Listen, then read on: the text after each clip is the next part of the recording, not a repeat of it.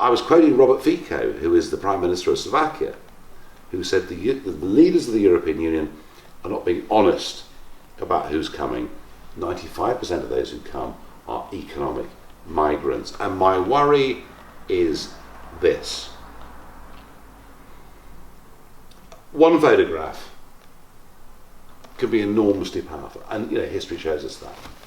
It's funny, isn't it? 71 people die and are discovered rotting in a truck in Austria, and we all say, oh, okay, fine. One photograph of a young 3-year-old boy being taken from the sea in Turkey by a police officer, and a very poignant picture.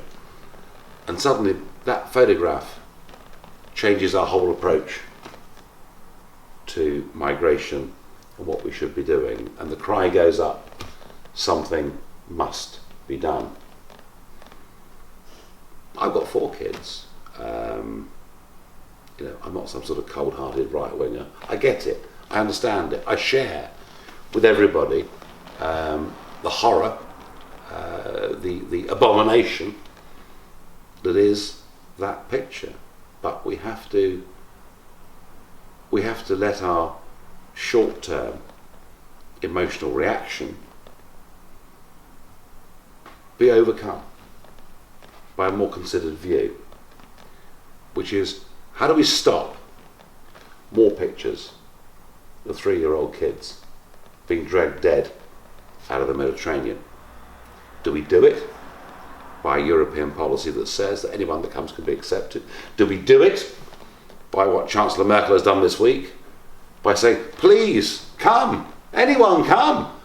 We'll take 800,000. And by the way, I promise you, I'll bully my neighbours into taking even more.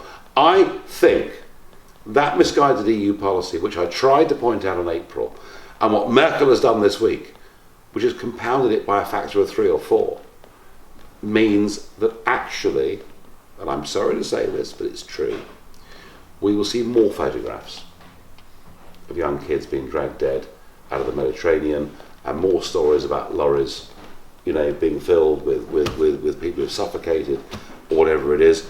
Every single one of these factors is playing into the hands of the criminal gangs, the traffickers, and dare I say it, even ISIS too.